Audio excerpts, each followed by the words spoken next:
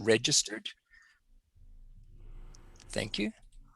And we have 54 online at the moment. And I'd like to specifically acknowledge the leaders of our community services, municipal and health partners, and our political representative, Lloyd Longfield, Member of Parliament for Guelph, and our Client Advisory Committee members, including its chair, Colleen Harper, who you will meet shortly, and many others who we are pleased to welcome and have with us this evening.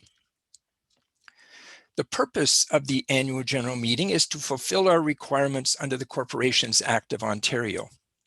That will be the more formal part of the meeting.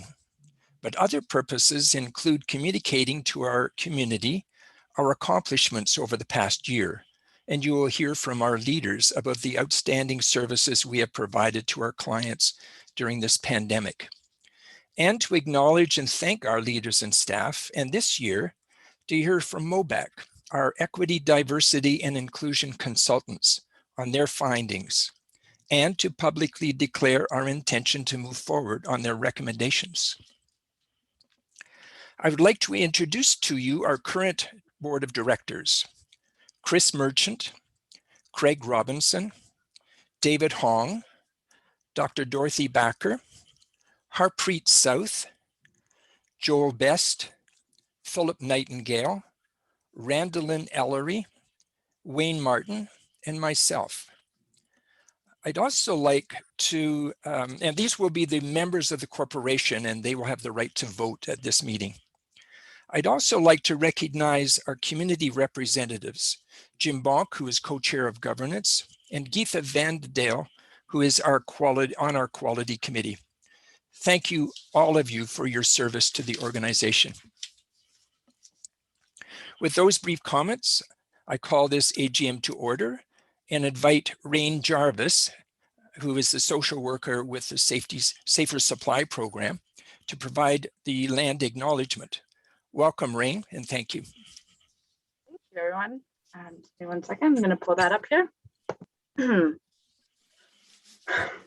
Guelph Community Health Center resides on the ancestral homelands of the Mississauga of the Credit and Chinonton, who the Wendat called the Attawandarun, meaning people of a slightly different language.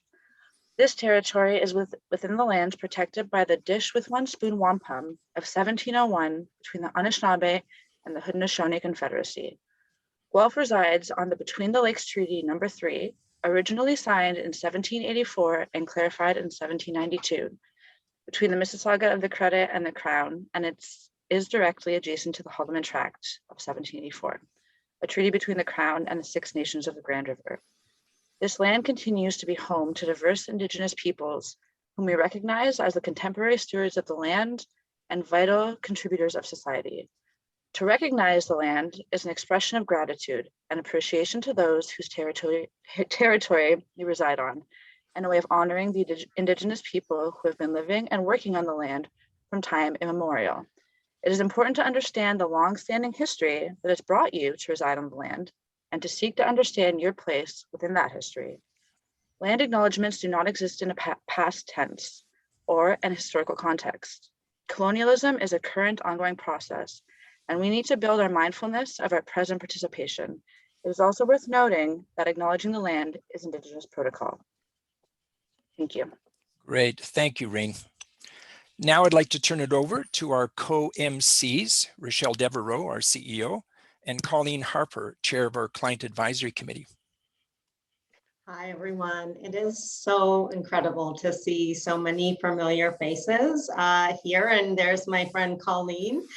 This is a great opportunity for us to really demonstrate to you the many facets of leadership that happen here at the Guelph Community Health Center, from our staff, who you'll get a chance to hear from this evening, our clients with Colleen, and I see several other of our client advisory committee here with us this evening, as well as our board of directors, the many volunteers and students who really work to put health equity at the center here. So with that, I'd like to pass it over to Colleen to say a few words of welcome as well. Good evening, everyone. This is a wonderful time to get together.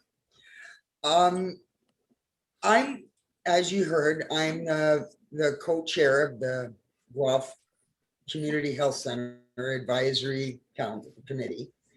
And I'm also I have the privilege of being on the board of directors at the Action Read Literacy Center in Guelph on Court Street. And I also am on the committee of the Patient and Family Advisory Council at the Guelph General Hospital. So I'm kept pretty busy. So it's really an honor to be here tonight, and thank you. Why is the client advisory important? Well, it's to meet the needs of a community. The voices of that community must be heard, and clients must be at the center of all the CHC does. And this is the job of the client advisory, to be this voice. We work with the staff and the board to make sure that the Guelph CHC programs and services are meeting our needs. Not just a checkbox, but that a client's voice is listened to and helps to make real change.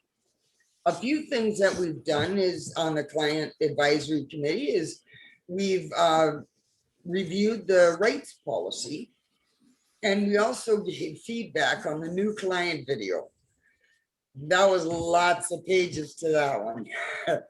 I'd like to return it back to Rochelle. Thanks, Colleen. This has been an incredible year, and later in our program, you're going to hear about that journey, and you're going to hear from our staff about the way that we've adapted our services to meet our clients' needs with, as Colleen said, our clients at the center. We've been on another journey this year, a journey of anti-racism and anti-oppression at the health center. About 12 years ago, we started off on this road, engaging in many steps of growth and improvement to build an inclusive organization. However, the Black Lives Matter movement really called attention and brought a mirror in front of us to say, are we really walking the talk that we've put in our policies and said that we practice?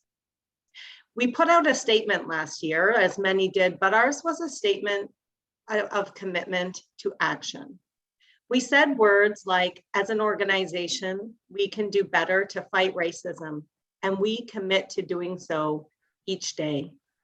We also said to you, we have much more work to do to eliminate oppression in all of its forms. And we told you that we will remain accountable and transparent to you, our community, on our actions. We did not take that statement lightly.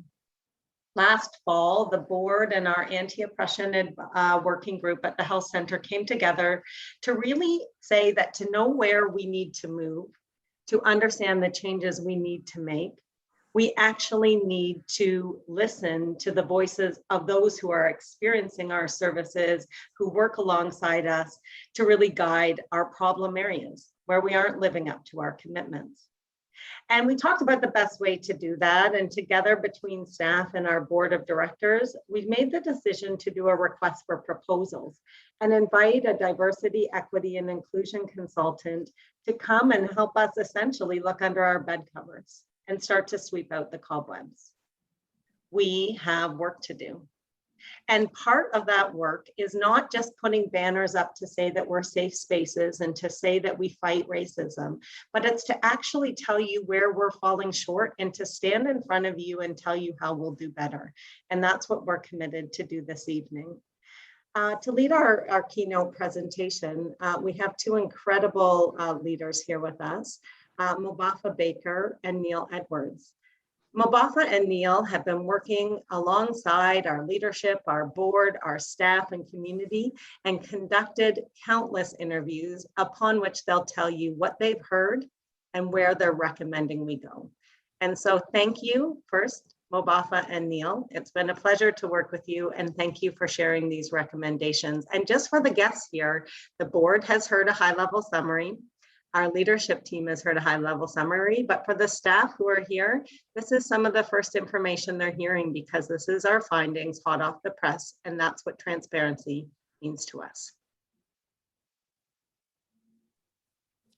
Thank you. Thank you very much. And again, thank you for the opportunity to speak at your AGM. I am part of a team with Neil Edwards, and we are delighted to be able to share the findings of our report. So Neil Edwards, who would also just introduce himself as part of the team, and then I'm going to go into the report. Neil.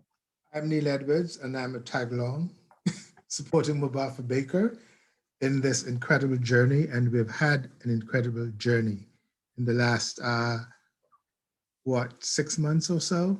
Yes, and it has been an enormous pleasure to work with the community center, with the leaders, to Rochelle, Don, and everyone who's been so graciously supporting us in ensuring that we got the necessary information, etc., which we're going to present to you tonight. And so thank you to all the members of the community for inviting us into your space.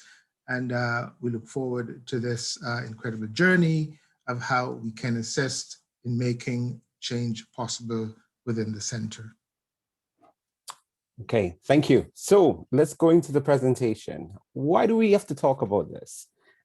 Is a title of a book that I've been reading lately because the issues of race, religion, and politics seem to not have a space within our work. But the reality is that social issues have been marching on, and there have been significant events over the last couple of years which point to a growing divide within our society. That division has polarized persons, and that polarization has had the unfortunate impact of pitting people against each other. The new polarization language that has been emerging of late is vaccinated versus non-vaccinated. Prior to that, the polarization existed based on gender, based on class, based on a number of issues.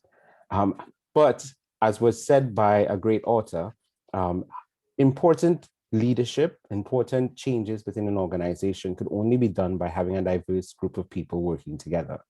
And so our starting point has been the invitation that we responded to be engaged in that conversation with Guelph CHC. And that is a conversation that included us starting off by setting some very clear principles in the way that we were going to work. We had established 5 guiding principles, 1 being fully committed to the work. And I'm pleased to tell everyone that our interactions with the leadership and the board of Guelph CHC has reflected that true commitment to being engaged in these difficult conversations, because these conversations are not always easy. There has been good faith, independent, balanced, fair, unbiased manner in terms of the way that we've engaged in the work. For those who we've had the pleasure of interviewing and connecting with, I'm sure you would find that our conversations have remained confidential, and we've been both neutral and measured in terms of ensuring that there was security. Our communications with Guelph CHC has always been timely and ongoing communication, and we've tried and we've, I believe, achieved the high standard of professionalism in the way that we've engaged our work. With these guiding principles and the commitment that we had from all of you to share your stories, to share your experiences, and to be involved in this conversation, we were able to get your response. I'm going to pause here to highlight one thing. This is not an investigation of the work of the Guelph CHC. Actually, this is an opportunity for Guelph CHC to, as said by the CEO, to look under the bed covers of the organization and to reflect on where you are currently, but more importantly, where you want to go on that journey. A young man said to me once that life is not a sprint, but it's a marathon. And if you understand it as a marathon, or those of you who run a 5K or 10K, it's not going to be won by the first start off point, but is by your ability to pace yourself as you go along that journey of life.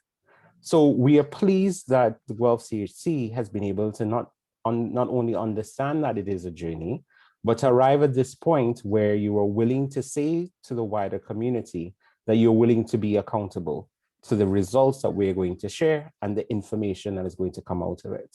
I must say that that is an approach that is not always taken by many organizations, because most people are responding to some sort of national outcry about the work that is going on within their organization.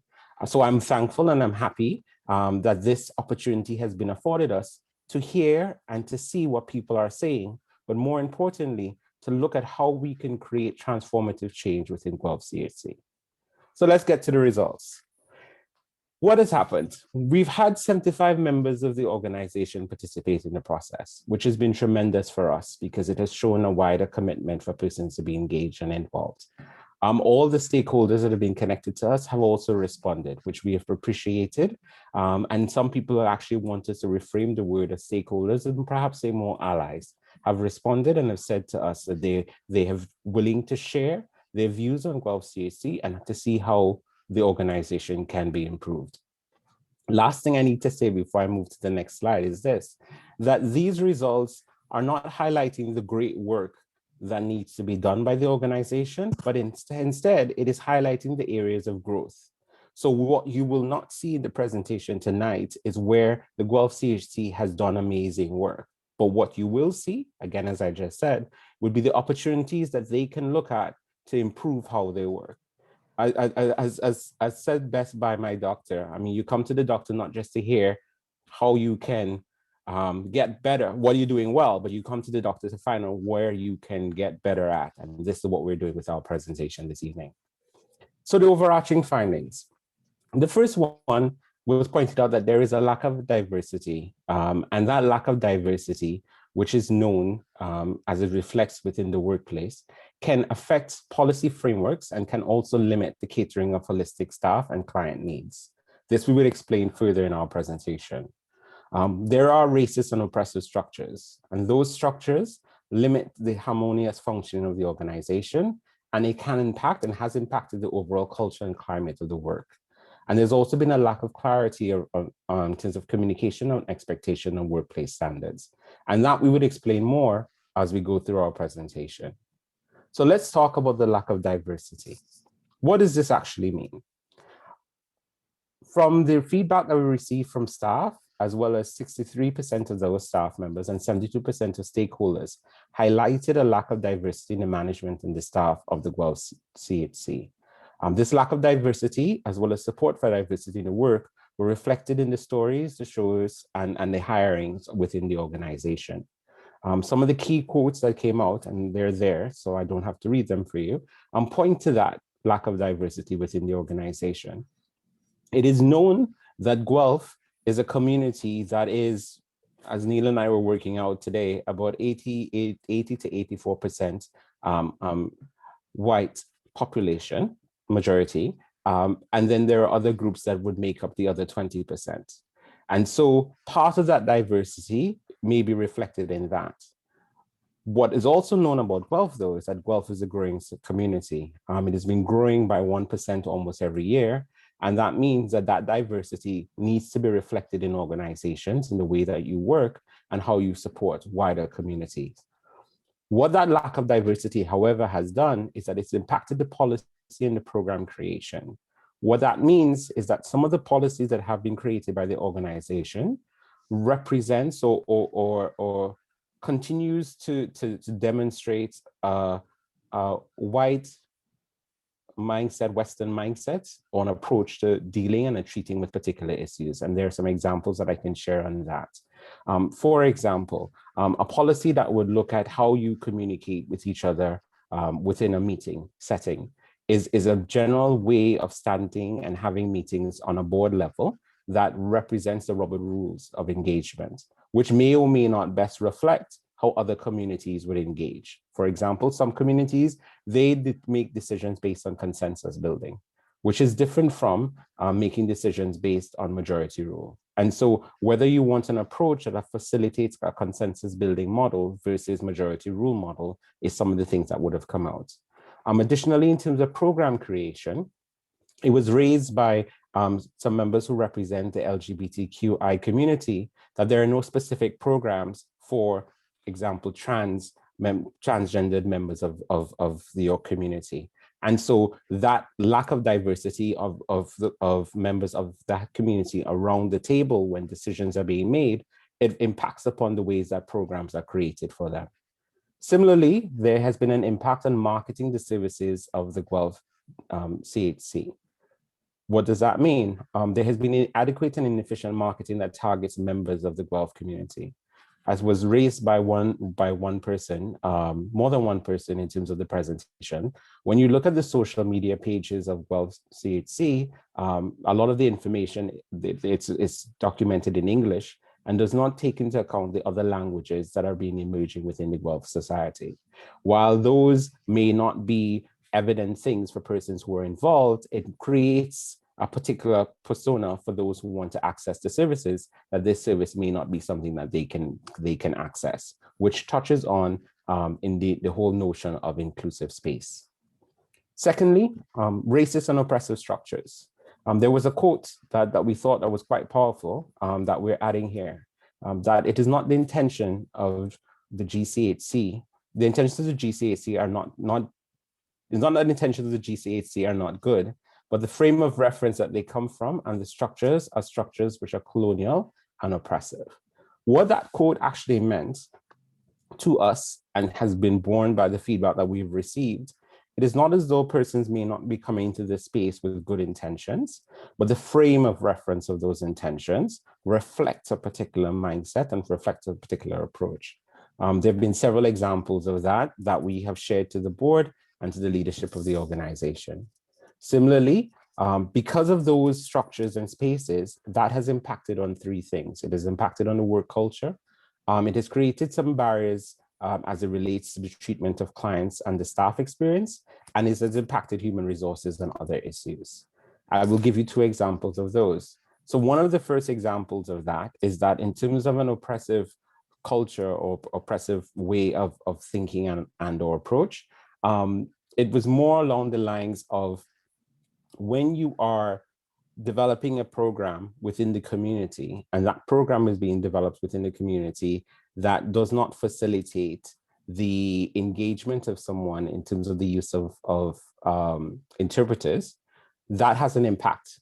So as was shared with us, some clients who go to see, come to the facility at Guelph CHC, they will come, they needing some sort of level of interpretation, not being able to access that interpretation because the expectation that if Neil and I are coming together, we may have a similar background, that Neil will be able to interpret for me or I will be able to interpret for Neil what Neil wants. But that is also a kind of a breach of confidentiality because Neil as a client may want his own experience heard and felt and shared.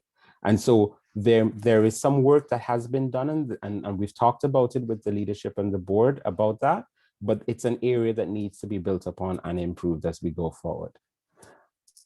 So let's talk about recommendations because we have a lot of things that we have to unpack in terms of the work. I would be remiss though if I didn't add the last piece when I talked about communication. There was something that had come out among staff around the digital divide. And that digital divide is a very important one because it was reiterated several times, not just by staff, but by clients who had experiences with the Guelph CHC.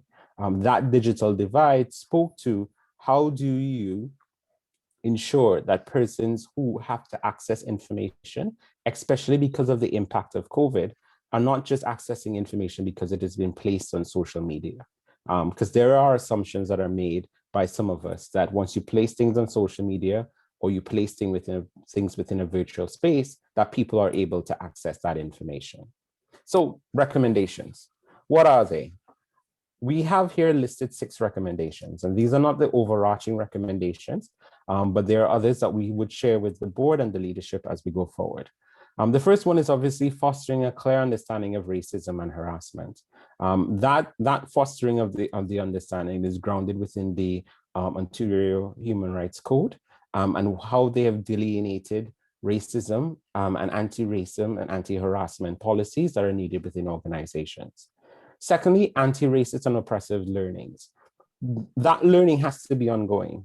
Many organizations have done really well 2, 3, 4 years ago, when there was the first issues coming out, or the last round of issues coming out, where they did a round of training, then organizations will pause, not reflecting the fact that staff turnover would have taken place, and then new staff members would have come on board without having that experience, that knowledge embedded in their work. Let me say it a little clearer. So this is 2021. We do a great presentation. We decide to put on anti-racism and oppressive training. We train staff within that training, and all the members of the staff team have been brought up to speed. 2 years from now, 2023, we implement a new process that connects to oppressive learning. And we think that all staff members have grasped and they understood it because they did the training in 2021, without reflecting that the staff of 2021, we've had attrition take place. People have left, people have migrated, people have gotten married and moved on. And so what was not done was a continual process of training for new staff members who have come in place. So that would be one of our recommendations. The third thing is targeted marketing to excluded communities. As was shared by some of the persons in the feedback that we received, a lot of the times organizations which are not self-funded, but rely on grants and other opportunities to fund themselves, are not always given great budgets for communications and marketing. And that's a reality, and we know it. However, communication and marketing is how you tell your story. It's how you communicate the work that you're doing, and it's also how you get buy-in from your clients. So there must be a way that we are able to look at targeting our marketing and our communication to ensure that communities which have been excluded have the opportunity to be a part of the conversation going forward. The fourth recommendation is increasing diversity among teams. Sometimes it's easier said than done, but has been referred, there are certain strategic things that can be done to tweak the way that things are put forward to community. Some simple examples would, one, removing the police check as a requirement for persons who are applying for some of the positions. What does that do? Because staff that have been hired at Guelph CHC include staff members who have lived experience, it's an important opportunity for them with lived experience, because they may have had some experience with the law at some point in their journey, to get the opportunity to get back in. Finally, closing the gaps and monitoring and evaluation of the process. We're working hard to closing the gaps, and part of closing the gaps is also in closing where there may be slips in knowledge and learning, and also monitoring and evaluating the progress simply by putting the conversation of anti-Black racism, the conversation of anti-oppressive, anti-racist approaches, the conversation of how we're going to continue to work towards transformative change as an organization, front and center as an agenda item. It keeps the organization going on track to be able to be accountable to the wider society. So where do we go from here? The journey actually continues. This is the reality for most people and most organizations, where the research has been done, the report has been created, and now you want to celebrate and say, okay, we've done our good work. But this is actually just another marker on the long journey of transformative change.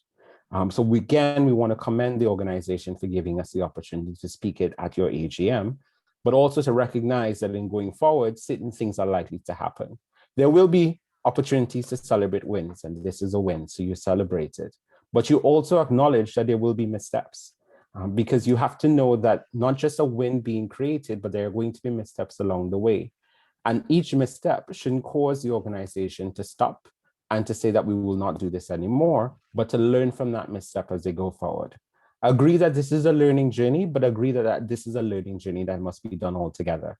In a few seconds, I'm going to introduce my colleague, or my colleague would introduce himself, but the responsibility shouldn't just be on him alone to create the transformative change within the organization, but it is a wider journey that collectively the organization must remain committed to the task to make sure that gets done. Note that not everyone is coming to the table with the same learning. That was very clear from our experiences and our conversations, that people are at different levels of the journey, and that's okay. But it's about how do we build from there to be committed to rethinking and reframing the way that we work. And with that said, I would hand you back on to Raquel. Am I handing back to you? Or? Yeah, you can Yes. hand back to me. Okay. Thank you, Mobafa. Neil, just I see you come on. Do you want to have any final words on before I introduce Dawn? Just to reinforce, and I think you said it and Don said it indirectly, that if you want to go far, you go together. And this is a quote that I saw in a window in, I think I was in South Africa, I think, but whether I was in Johannesburg or where, I can't remember. But I remember walking down this narrow street, and in the window was this sign, and there was no author attached to it. Just a frame saying, if you want to go far, you go together. And I've taken that and used it as my mantra throughout my work in terms of how I work with organizations, communities, etc., bearing in mind that we all have something to offer.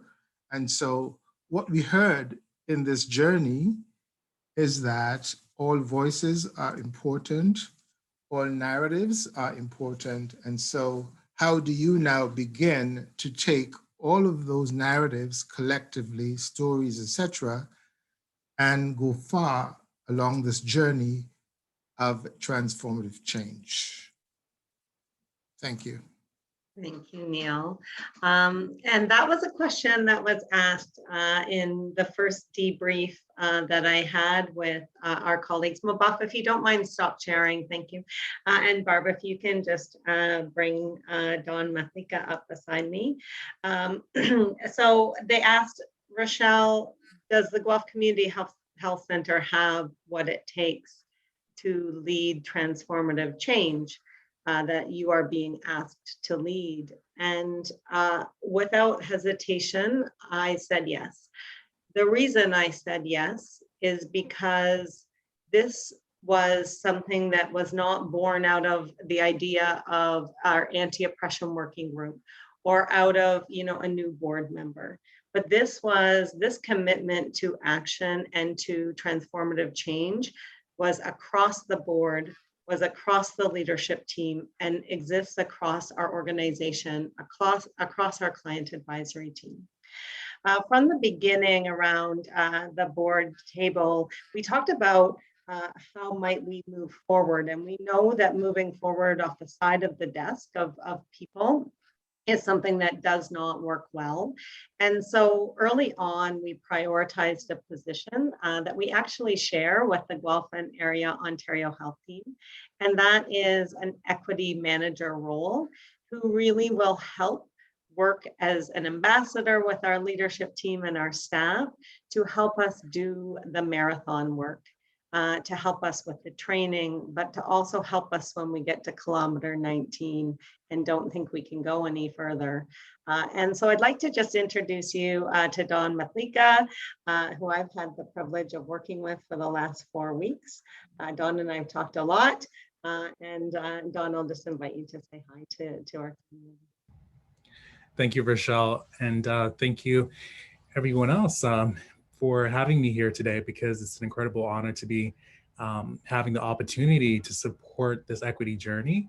And my name is Dawn Mathika, and I also just wanted to highlight Neil's quote, the African proverb that if you want to go fast, go alone, and if you want to go far, go together. And I've heard that multiple times as well, and it really resonates, because in doing this work, it's really change management work, right? And we're doing this change management all together. And if someone is in misstep, the change will not last, right? And so I'm very looking forward to our collective action, because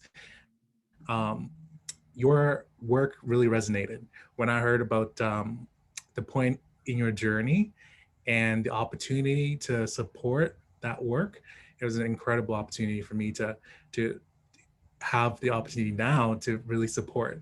So as Rochelle was mentioning, that I'll be actually working alongside of the board of directors, leadership team, anti-oppression working group, and staff to implement recommendations that we've heard, and that will be in greater detail from Mubafa and Neil from their very comprehensive review, and leading that implementation into policy practice and doing that cultural change for an anti-racist, anti-oppressive culture.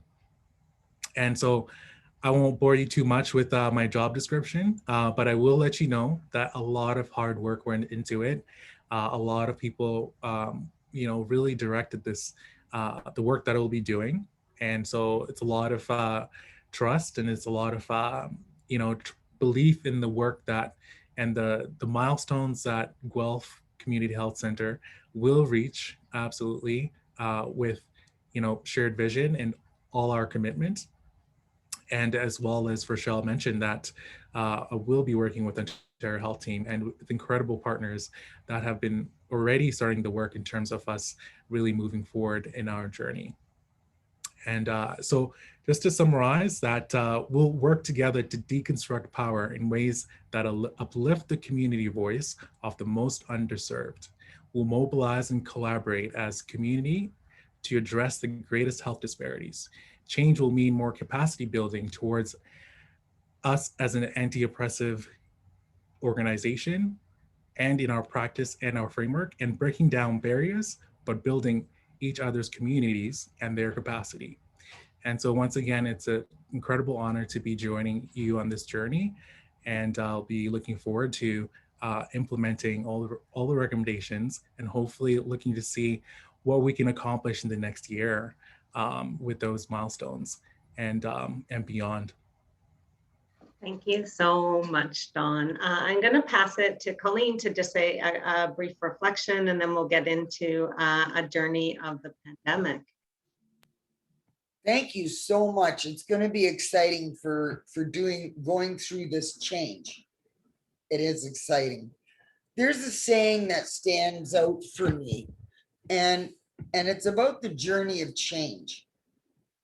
And we're not where we were, and we're not standing still, but we're on our way.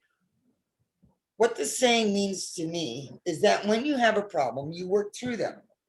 You don't hide them, and you don't pretend they don't exist. We listen, we learn, and we move forward with change. Rochelle? Thanks, Colleen. This is the night of sayings at the Community Health Center. Don Matlika shared a quote with me as we were contemplating our first of many very difficult challenges this week. And I think it stands with us that weak leaders blame the messenger. They see the problem as a threat to their ego. Strong leaders thank the messenger. They see problems as threats to their mission. And great leaders promote the messenger. They see recognizing and raising problems as acts of vision and courage. And so with that, I would like to greatly thank and acknowledge Mubafa and Neil for your work with our organization on this journey. And what you can count on us to do is to act with vision and courage to raise these problems, as we've started to do this evening, with transparency in the community, and the community can count on us to implementing the recommendations and to telling you about our journey as we go. And so thank you so much. At this time, I wanted to share a journey that we've also been on together as a community, one that has been challenging too, a journey of the pandemic.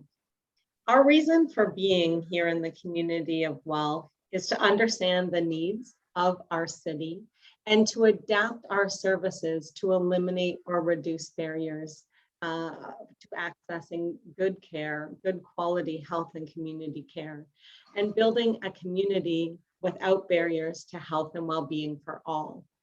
This job has become even more important during the pandemic. Colleen?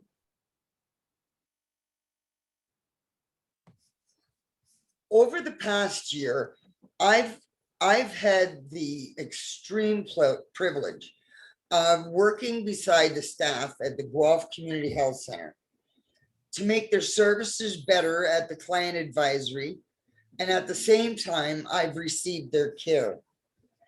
the thing that amazes me the most is anytime that I've walked into the clinic and I've seen the cleaners doing their job, the details that they take, that they're doing to take care of their work, it is phenomenal.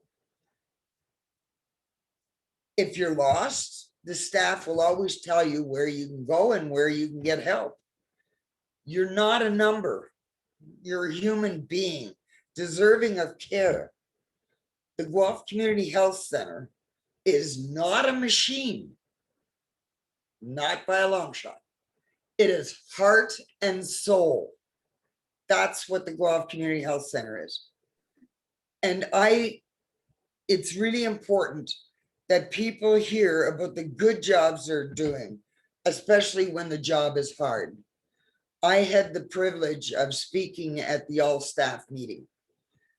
I went there with the purpose of sharing gratitude, thanking all the staff, from the doctors to the office staff, to the cleaning crew, to the maintenance, that all of them are needed to make this work.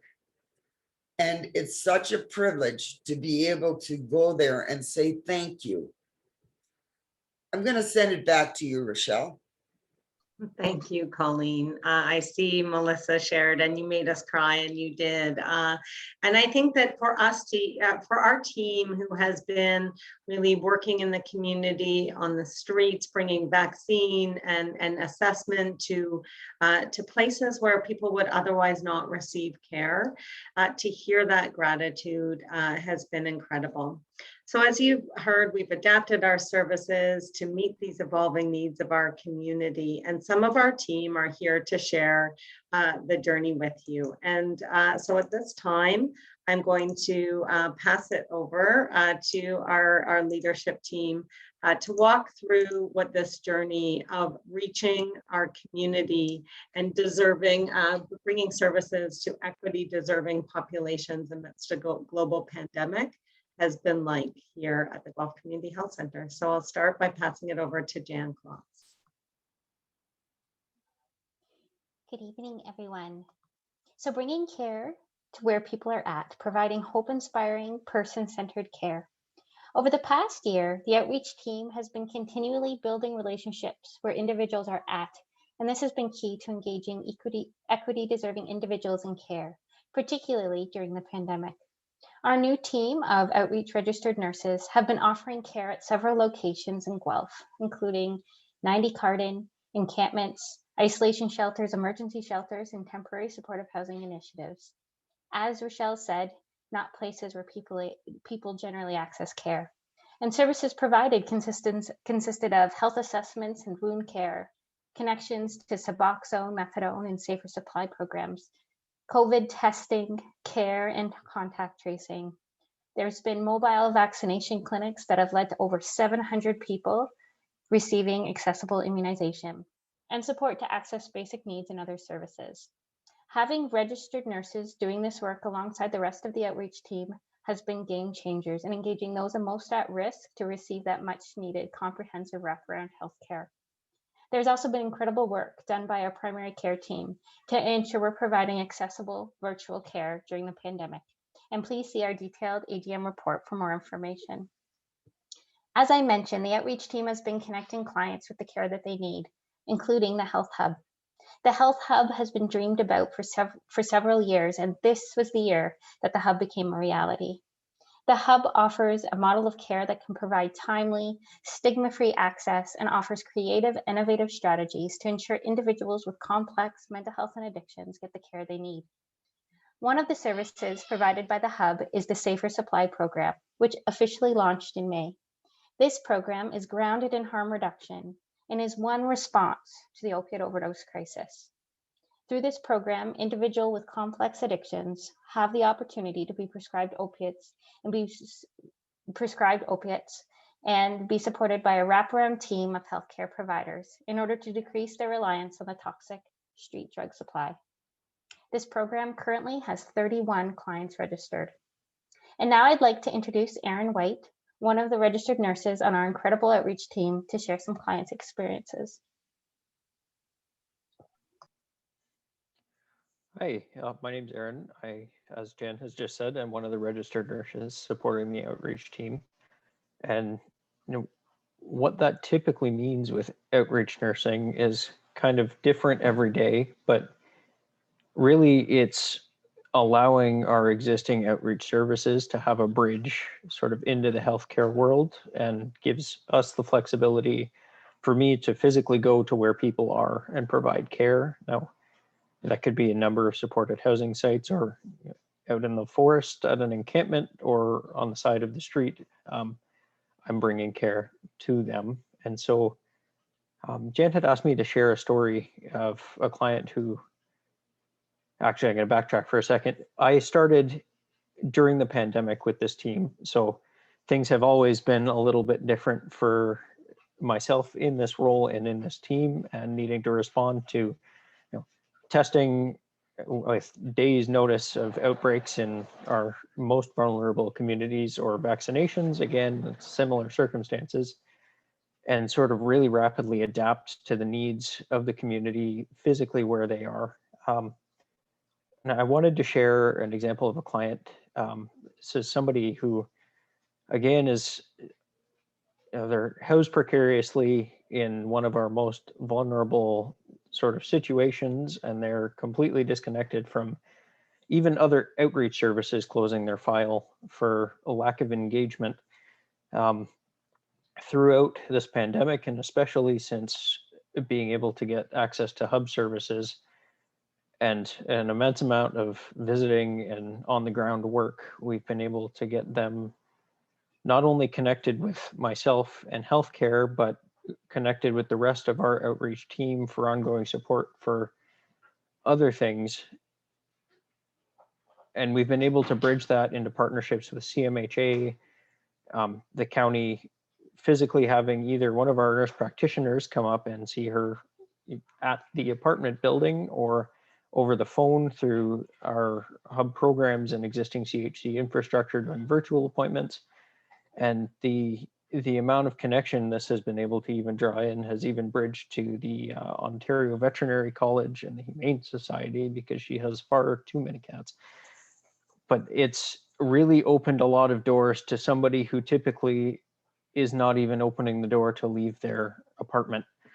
And again, it's opening the door to bring people on off the street, or opening the door into those places where we're typically not seeing someone, and hopefully we'll continue to do so. Thank you so much, Aaron. And now we'll pass it over to Lindsay. Thanks, Jan and Aaron. Good evening. My name is Lindsay Sodke. As supervisor for the Consumption and Treatment Services team, I am pleased to share with you a few of the highlights from this past year. The CTS has both pivoted and continues to evolve to meet changing needs in numerous ways. First, I would like to share a few relevant numbers with you. For the time period of April 1st, 2020 to March 31st, 2021, the total number of visits to the CTS was 5,453. Total number of overdose responses, 49, only one of which required transfer to the emergency department. Total number of CTS staff currently is 24. Adaptation. At the outset of the pandemic, the site itself was quickly adapted to meet rapidly evolving needs. This included moving the CTS site to the lower level of the downtown building to ensure physical distancing, implementing IPAC measures, and working with Health Canada to increase the site from 2 injection booths to 3. Prior to enacting each change, our focus remained ensuring client access and continuity of service. Integration. With new protocols in place, such as controlled building access and screening of visitors, the need for increased staffing specific to these roles quickly became apparent. Through our partnership with ARCH, as well as support from staff internally, we were able to form an integrated team able to support the needs of clients on site. This provided opportunity for our staff to offer services in a cohesive manner. Expansion. Feedback from clients identified challenges with accessing methadone and Suboxone at community-based clinics. Through a partnership with True North Medical Centers, CTS registered nurses began to offer access to assessment and treatment options with addiction medicine physicians via OTN. To date, our CTS site has completed intake to this low barrier, accessible service for 29 individuals. Challenges: conflicting messaging of the pandemic. Broad messaging to isolate and stay home directly conflicts with harm reduction messaging specific to safer use of substances, which is do not use alone and be with others. Within the CTS, we also observed a shift in substances being used, specifically with notable increases in fentanyl and crystal meth, and a decrease in use of hydromorphone. In recent months, we have begun to see this shift again, and anecdotally, we believe this is in part a result of the Safer Supply Program launch, which provides our most vulnerable folks with a safer alternative to the unregulated market. Triumphs. For our clients, continued access to CTS services. We have heard from other sites the impacts of the pandemic, including difficulties with accessing PPE, reduced staffing, and for some sites, periodic closures because of these challenges. Overall, our site has experienced minimal disruptions and in fact has expanded both services and staffing to ensure continuity of care. For our staff, integration with ARCH and their GCHC colleagues has resulted in greater day-to-day support on site, as well as relationship with connection with one another through exceptionally challenging times. Looking ahead, our capital project to expand the main floor CTS site will be moving forward in the coming weeks. This will further increase the capacity of our site to 4 injection booths, as well as expand services. Additionally, we are actively working to expand CTS services through the addition of a temporary overdose prevention site. This will be located within Loyola House, the shelter-in-place site at the north end of Guelph. The addition of a dedicated OPS space is an immediate response intended to prevent further overdose deaths in our community. These are merely a few examples of how the CTS team has pivoted, adapted, and continues to evolve to meet changing needs through the essential life-saving services they provide. In closing, I would like to share with you some feedback from our guests regarding their experience accessing services through the pandemic. We posed the question to them, what impact has your connection to the CTS team had during the pandemic? And we heard the following: to be updated and educated on the pandemic itself. Rather than going to the hospital, healthcare has been much more accessible and safe here. The social aspect, you are all friends to me.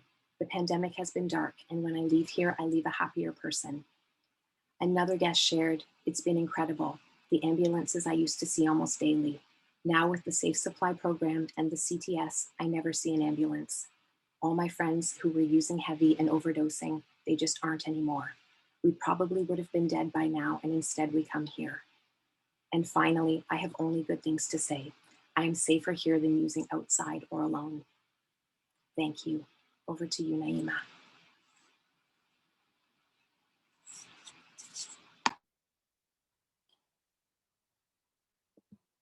Thank you, Lindsay. I'm Naima, the Early On Supervisor, and I'll be presenting with Susan Varga, one of our program facilitators, and we'll share how we've adapted our program during the pandemic.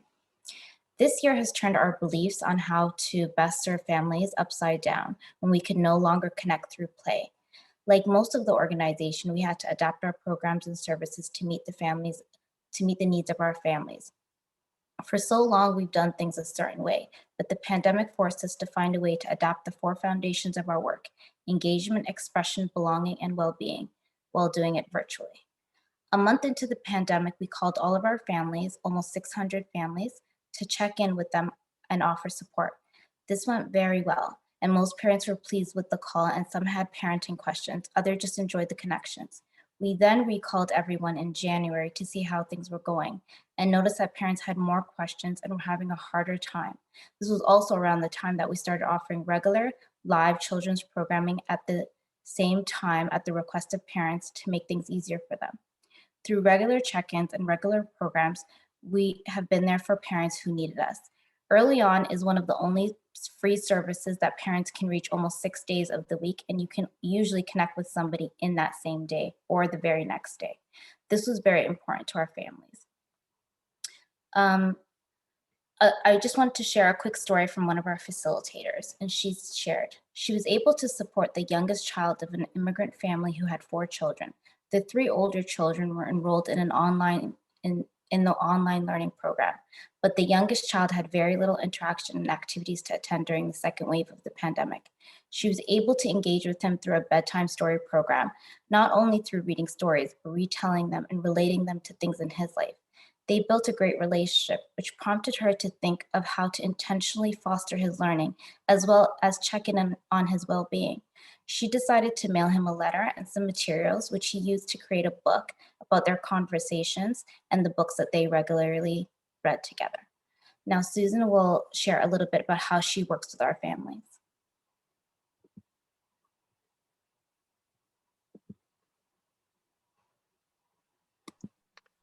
The past year showed me that universal early on programs are far from being universally accessible without equity work. Look at all those books.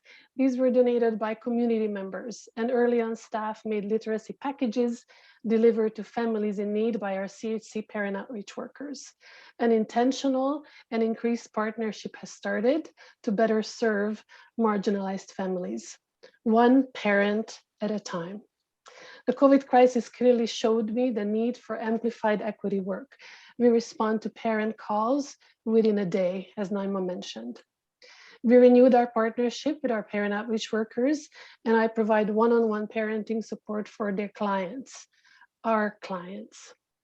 My parent support work is guided by Circle of Security Parenting, a framework based on attachment research to help parents better understand their child's needs and their own parenting, one parent at a time.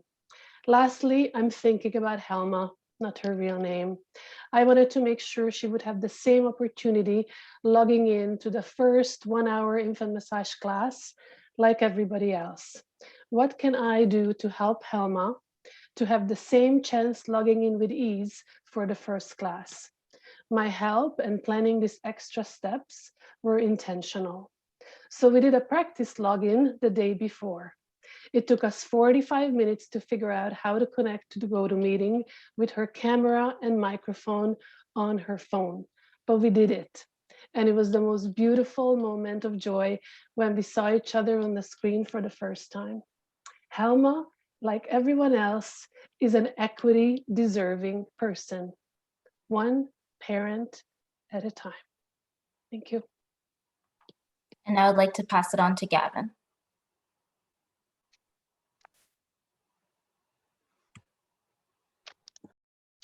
Hi, everyone. It's an honor to be here. I'm Gavin Dandy. I'm the manager of the Seed Food Project at the Health Center. I love the community health center model so much. And as many of you will know, there are community health centers all across Canada who follow the same model of care. But I think Guelph CHC is really, really special, and that's reflected in what my colleagues have said before me and the other discussions at this AGM. I think it's just a wonderful place, and I don't know if many of you know this, but most health centers don't have food projects like the Seed. It's just not on the radar. Food, for whatever reason, has not become yet entrenched in our healthcare system. But the Guelph CHC is brave enough and visionary enough to take on a food project and embrace it and really, really embed food within its work, within our work. And I think that's something to be really celebrated and applauded. The goal of the Seed is to work with others in the community until Guelph Wellington becomes maybe one of the first communities in Canada where everyone has access to good food all the time. It sounds like a simple goal, but I think many of us know how much has to be done in order to achieve that. But we're dedicated to it, and we're going to get there. On the slide, you'll see a few of our programs from the last year.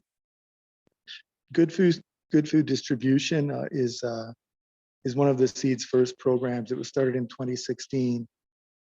We've been doing weekly deliveries of large quantities of fresh food to other food provision agencies and to school nutritious snack programs since that time. Our supply of fresh food makes it more affordable and more efficient and more selection for these agencies to get to source high quality fresh food. Our work involves loading trucks of food, keeping inventory of food, running a warehouse, being in touch with farmers and other suppliers of food, delivering food. So for that program, the total value of the food that we delivered in the past year was $620,949. And the number of food provision agencies we've been supplying food to on a weekly basis is 13. That's 13 agencies across Guelph and Wellington that have their own community of food insecure community members to support. So they source a lot of their food through us, and we're really proud to play that role. And we also supply a number of school nutritious snack programs, although of course this past year that was disrupted a little bit because of COVID. The emergency food home delivery program, which is also on the slide, that was a temporary COVID-driven program from April of 2020 to April of 2021. The seed delivered free high nutrition groceries directly to people's doors. We focused on community members who didn't have access to good food, and because food is a right, it's not a privilege, it's not an extra thing that people should have. It's a right and a human right, and it's something we're dedicated to participating in. During this year, the number of grocery deliveries that were made to food insecure households is 53,687. That's really incredible when you think that virtually every one of those deliveries was done by a volunteer, knocking on a door, leaving a box of amazing groceries at that door, having chats, wearing masks across the door threshold with hundreds of community members. In fact, we served about 2,700 community members who received groceries from us on a regular basis. And included in those grocery deliveries were 77,000 meals that were made by volunteers across the community. Really nutritious meals that were frozen and packaged and labeled and sent to people. The total retail value of the food that was delivered was $895,970. Groceries from the Seed is the third program on the slide here. And that represents a real transition of the Seed to what we think can be a long-term solution or part of a long-term solution for our community when it comes to food access. In April, just past April, we started Groceries from the Seed because the emergency food home delivery program had to end because COVID funding expired.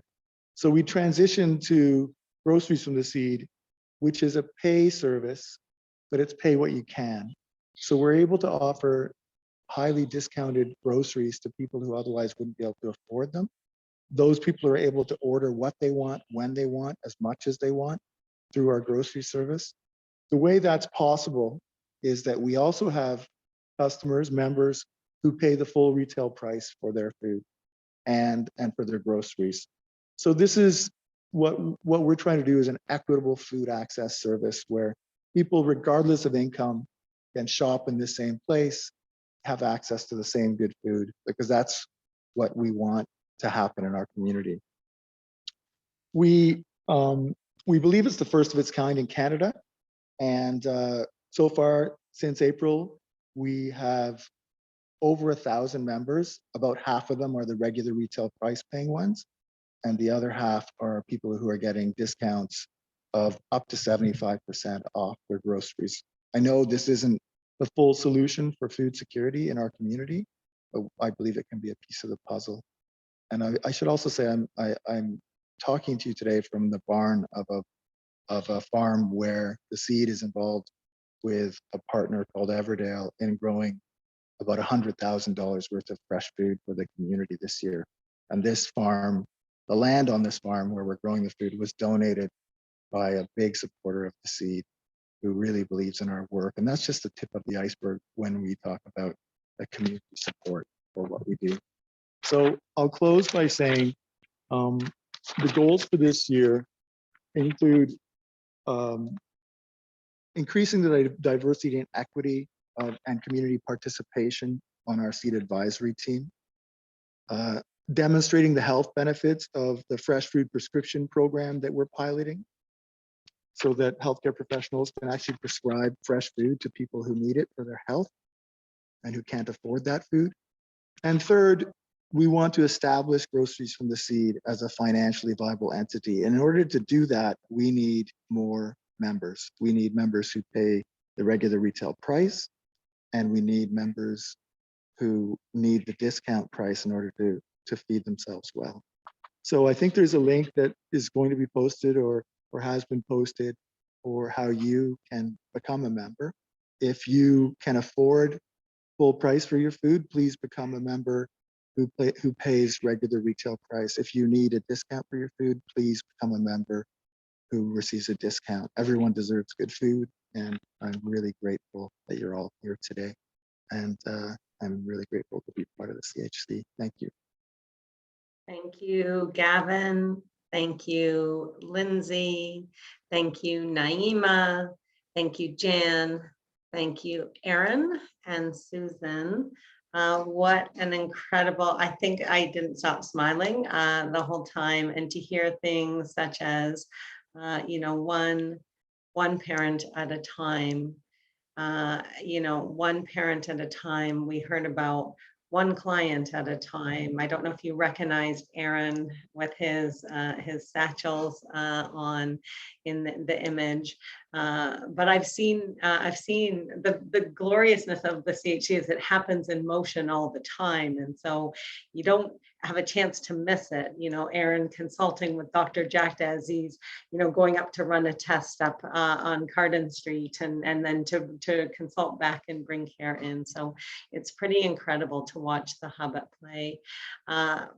When Gavin had to pause to think about the number of food delivery, and we're, you know, close to 60,000 meals and grocery boxes to doorsteps, that's remarkable.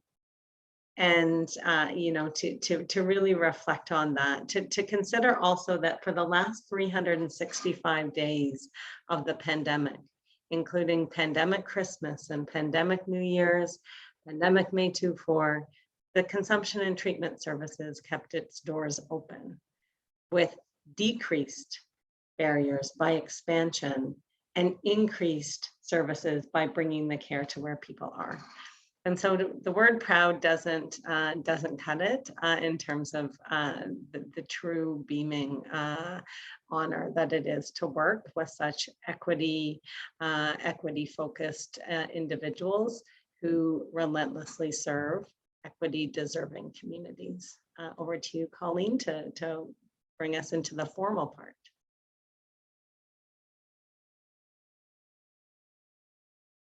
Sorry about that. It took a second to find the mute or unmute.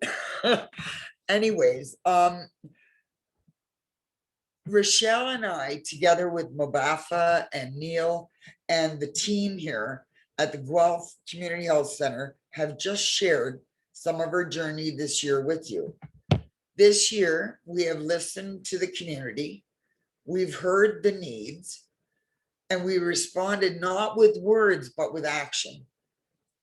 This has not been easy, for this year has been harder for some in our community than others. But the Guelph CHC has listened. They've listened to hear and to learn from our community. And we continue to rise to the challenge of building a community without barrier to health and well-being for all. I would like to pass it back to Don. Thanks, Colleen and Rochelle and the whole team. Just pretty amazing. Very proud. At this point in time, we are reverting back to the business portion of the meeting, so we'll stop the recording.